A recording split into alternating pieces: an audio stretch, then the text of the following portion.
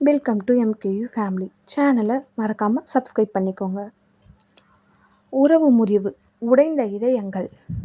கமலா அந்த பழைய வீட்டின் முன் நாற்காலியில் அமைதியாக அமர்ந்திருந்தாள்.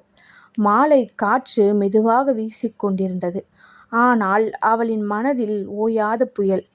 ஒரு காலத்தில் அந்த வீடு சிரிப்புகளால் முழங்கிய இடம். இன்று நினைவுகளின் சத்தம் மட்டும். அவளுக்கு 2 மகன்கள், ரவி, கார்த்திக். கணவர் ராஜா இருந்த காலத்தில் அந்த வீடு ஒரு சிறிய சொர்க்கம் போல இருந்தது. காலை ஒன்றாக காஃபி குடிப்பது, இரவு எல்லோரும் சேர்ந்து சாப்பிடுவது, சிறிய சண்டைகள், அதற்கு பிறகு சிரிப்புகள், இவையெல்லாம் அந்த வீட்டின் இயல்பு. பணம் இல்லாம வாழலாம், ஆனால் ஒற்றுமை இல்லாம குடும்பம் இருக்க முடியாது என்று ராஜா எப்போதும் சொல்லுவார். ஆனால் வாழ்க்கை எப்போதும் ஒரே மாதிரி இருக்காது. ராஜா திடீரென இறந்தார். அந்த ஒரு சம்பவம் அந்த வீட்டின் அடித்தளத்தையே குலைத்தது. கமலா உடைந்த மனதுடன் இருந்தாள். ரவி, கார்த்திக் இருவரும் வெளியில் வலிமையாக இருந்தாலும் உள்ளே குழப்பத்தோடு இருந்தார்கள். முதல் சில மாதங்களில் எல்லாம் அமைதியாக இருந்தது. ஆனால் பிறகு சிறு விஷயங்களில் கருத்து வேறுபாடுகள் தொடங்கின. அம்மாவை நான் பார்த்துக்கிறேன், நீ வெளியே போய் செட்டில் ஆகணும் என்றார் ரவி. அது என்ன அர்த்தம் அண்ணா? நான் இந்த வீட்டுக்கு உரிமை இல்லாதவனா என்றான் கார்த்திக். அந்த ஒரு கேள்வி உறவின் நடுவில் ஒரு சிறிய பிளவை உருவாக்கியது. நாட்கள் கடந்து அந்த பிளவு பெரிதாகியது. வீட்டு செலவுகள், பொறுப்புகள், சொத்து எல்லாம் சண்டைக்கான காரணமாக மாறின. ஒரு நாள் அந்த சண்டை உச்சிக்கு தள்ளப்பட்டது. இந்த வீடு என் பெயரில் தான் இருக்கு, நீங்க வெளியே போங்க என்று ரவி கோபத்தில் கத்தினார். அந்த வார்த்தை கார்த்திக்கின் இதயத்தை நுறுக்கியது. அண்ணா, நீங்க இப்படி சொல்லுவீங்கன்னு நான் எதிர்பார்க்கல என்று அவன் கண்ணீருடன் சொன்னான். கமலா நடுவில் நின்று அழுதாள். இதுதான் உங்க அப்பா நினைச்ச குடும்பமா? நீங்க இப்படி பிரிஞ்சா எப்படி வாழ்வேன்பா? ஆனால் கோபம், ஈகோ இவை அன்பை மிதித்து விட்டது. அடுத்த நாள் கார்த்திக் தனது மனைவி மீனா, சிறிய மகன் அர்ஜுனுடன் வீட்டை விட்டு வெளியேறினார். ஒரு சிறிய பையை மட்டும் எடுத்துக்கொண்டு சென்றார். ஆனால் அவருடன் சென்றது அந்த வீட்டின் பாதி உயிர். புதிய வாழ்க்கை, ஆனால் நிறைய காயங்கள். கார்த்திக் ஒரு சிறிய வீடு வாடகைக்கு எடுத்தார். வேலைக்கு போய் குடும்பத்தை நடத்தினார். ஆனால் அவனது மனதில் ஒரு காயம் எப்போதும் இருந்தது. அண்ணா என்னை துரத்திவிட்டார். மீனா அவனை ஆறுதல் கூறுவாள்.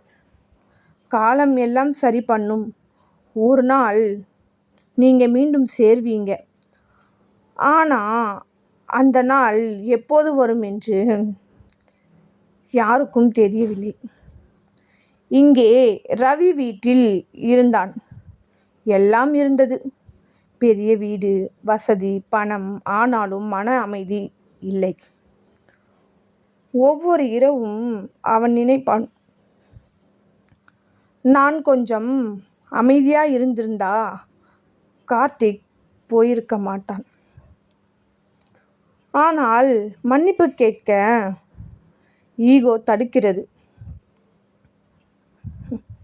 அம்மாவின் தனிமை. கமலா 2 மகன்களையும் இழந்த மாதிரி உணர்ந்தாள். ஒருவன் உடன் இருந்தாலும் மனதில் இல்லாமல் இருந்தான். இன்னொருவன் தூரத்தில். அவள் தினமும் கதவை நோக்கி பார்த்தாள். இன்னைக்கு கார்த்திக் வருவானா என்று. பெரும்பாலும் பதில் இல்லை. அவள் மெதுவாக உடல்நிலை குறைய ஆரம்பித்தது. மனவேதனை உடம்பையும் சோர்வடையச் செய்தது. ஒரு நாள் கமலா திடீரென மயங்கி விழுந்தாள். ரவி அவளை மருத்துவமனைக்கு கொண்டு சென்றான். டாக்டர் சொன்னார், அவங்களுக்கு மன அழுத்தம் அதிகம், கவனமாக இருக்கணும்னு சொன்னார். அந்த செய்தி கார்த்திக்கிடம் சென்றது. ஒரு நொடியும் யோசிக்காமல் அவன் ஓடி வந்தான். மருத்துவமனை அறைக்குள் நுழைந்தான். கமலா படுக்கையில் மெதுவாக மூச்சு விடுகிறாள். அம்மா என்று அவன் அழுதான். அந்த குரல் கேட்டதும் கமலா கண் திறந்தாள். கார்த்திக், நீ வந்துட்டியா என்று மெதுவாக சிரித்தாள். அந்த நேரத்தில் ரவியும் அங்கே இருந்தான். இருவரும் ஒருவரை ஒருவர் பார்த்தார்கள். ஆனால் பேசவில்லை. கமலா மெதுவாக சொன்னாள், நீங்கள் இருவரும் சேர்ந்திருந்தாதான் நான் சந்தோஷமாக இருப்பேன். இல்லைனா இந்த உயிருக்கு அர்த்தமே இல்லைப்பா. அந்த வார்த்தைகள் இருவரின் இதயத்தையும் உடைத்தது. உறவு மீண்டும் பிறக்கும் தருணம். சில நொடிகள் அமைதி. பிறகு ரவி மெதுவாக கார்த்திக்கிடம் வந்தான். மன்னிச்சிடுடா, நான் கோபத்தில் சொன்னேன். ஆனால் என் மனசில் நீங்கள் தான் முக்கியம். கார்த்திக் கண்களில் தண்ணீர் வழிந்தது. நானும் அண்ணா நாம் இப்படி பிரிஞ்சிருக்க கூடாது. இருவரும் அணைத்து கொண்டார்கள். அந்த தருணத்தில் ஆண்டுகளாக உடைந்திருந்த உறவு மீண்டும் இணைந்தது. கமலா அதை பார்த்து சிரித்தாள். அந்த சிரிப்பு ஒரு தாயின் வெற்றி. அந்த நாளுக்கு பிறகு அந்த வீடு மீண்டும் சிரிப்புகளால் நிரம்பியது. சண்டைகள் இருந்தாலும் அவை நீண்ட காலம் நீடிக்கவில்லை. ஏனெனில் அவர்கள் ஒரு பாடம் கற்றுக்கொண்டார்கள். உறவு உடைய காரணம் ஈகோ. உறவு சேர்க்கும் சக்தி அன்பு. இந்த கதை உங்களுக்கு பிடிச்சிருந்துன்னா சேனலை லைக் பண்ணி சப்போர்ட் பண்ணுங்கள். நன்றி. மீண்டும் சந்திப்போம்.